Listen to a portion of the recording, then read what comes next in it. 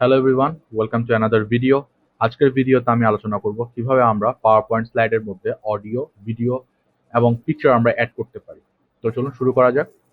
First of all আমি নতুন একটা স্লাইড ওপেন করে নিই। তো আমি এই ব্ল্যাঙ্ক স্লাইডের মধ্যে আমি এক পাশে অডিও, তারপর এখানে ভিডিও আর এই সাইডে একটা অডিও অ্যাড করে দেখাবো। তো ফার্স্ট অফ অল আমি একটা পিকচার অ্যাড করে দেখাচ্ছি। সেজন্য ইনসার্টে যেতে হবে। ইনসার্টে যাওয়ার পর আপনারা দেখতে পাচ্ছেন এখানে পিকচার্স বলে একটা অপশন রয়েছে। যদি আমি ক্লিক করি তখন দেখতে পাচ্ছি দিস ডিভাইস। তো দিস ডিভাইস দিলে আমি একটা পিকচার অ্যাড করে দিচ্ছি। আমি এটা এক সাইডে রাখলাম। তারপর আপনারা আপনাদের মতো বড় ছোট করতে পারবেন, এতটুকু থাকে। তারপর আমি আবার ইনসার্টে আসবো। আশা করি দেখতে পাচ্ছেন যে এখানে ভিডিও আর অডিও দুটো অপশন রয়েছে। ফার্স্টে আমি একটা ভিডিও অ্যাড করে দেখাই আপনাদেরকে।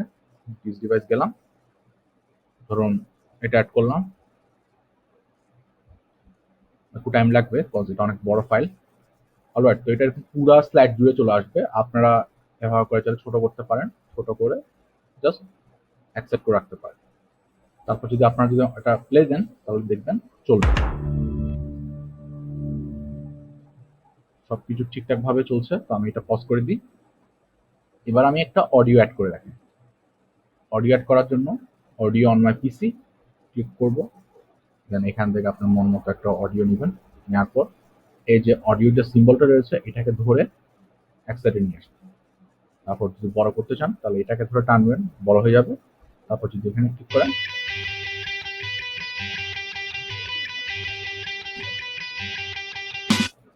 তাহলে কিন্তু গানটা বাজবে। ঠিক আছে, আপনাদের যে অডিওটা রয়েছে সেটা কিন্তু চলতে থাকবে। বাট আমি রিকমেন্ড করবো পারতপক্ষে পাওয়ার পয়েন্ট স্লাইডের মধ্যে কখনো ভিডিও অ্যাড না করা। বিকজ এখানে আপনারা যদি কোনো একটা ভিডিও অ্যাড করেন সেক্ষেত্রে দেখা যাবে যে ফাইলটা অনেক বিশাল বড় হয়ে যাবে। আর মেন যেটা হবে সেটা হচ্ছে ক্র্যাশ করবে আপনার ফাইলটা।